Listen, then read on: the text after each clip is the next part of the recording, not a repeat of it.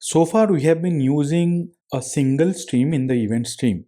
What I mean by that is, I have created multiple event streams, we have done multiple hands-on, but in all those event streams, there was only one stream wherein we were sending data. But if you know Kafka, or if you know any other streaming platform or streaming ingestion platform, you'd know that there are capabilities to create multiple streams. In Kafka, we create multiple topics in the same cluster so that different data can be sent to those different topics. But in event stream so far, what I have been doing is that you have seen only one stream, which means that we can send only one type of data. We cannot send different type of data, or we cannot send different streaming data into the same event stream. But that is actually not true. We can use multiple streams inside of a single event stream. That feature is provided by Eventstream out of the box. And we do not have to create anything separately, like creation of topics in case of Kafka, creation of Kinesis data streams in case of AWS Kinesis. In Fabric, we use the same event stream to create multiple streams, or we can send data that belong to different streams. Now let's see how does that work. And this is what the architecture is going to be. I'll be reading customer and account file this time, not the ledger and transaction file. And I'll be using Python's Event Hub protocol to send data to the event stream.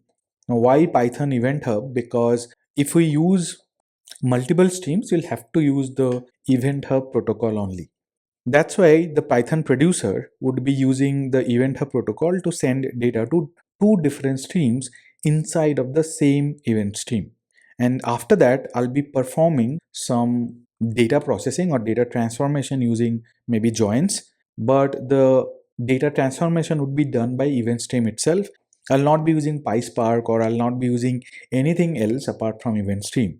I also wanted to show you the feature of lightweight transformations that can be performed using Eventstream. And after that, we'll be sending the data to a derived stream, which is another type of target provided by Eventstream. I could have used Event House also, but I think there might be a bug in Event House that if you try to send data from Eventstream to Event House, it always gives error. So that's why I'm not trying that out. I'm not sure whether that bug has been fixed or not, but anyway, it gives me the opportunity to talk about another custom endpoint or another custom target endpoint. And from the derived stream, I'll be using PySpark with Kafka protocol to read the records from the derived stream, and then we'll write it to a lakehouse. I could have written it to Event House also. If you use Spark to write to Event House, there won't be any error. But as we have not discussed Event House yet, that's why I'll be using Lakehouse as the target. So this is what my architecture would be for this hands-on. And I have to do a few things. I'll have to create the event stream. So I'll be creating a new event stream, and I'll have to add multiple sources you see here. And then I'll be performing, or I'll be adding a transformation provided by event stream itself. Now, one thing to note here is that I'll have to provide different schemas. Now, to use different schema, I'll have to define the schemas using the event schema set or event schema registry, which is nothing but the real-time hub. So any one is fine. So these are the steps that we are going to perform. We'll be creating account schema and customer schema either using event schema set or using the event schema registry. And then we'll have to create an event stream with multiple sources. And the moment we create event stream with multiple sources, you are essentially creating event stream with multiple streams. And then we'll be using the event stream transformations. I'll not be using any Spark or any other transformations for that matter. Then I'll be adding derived stream as target from the event stream.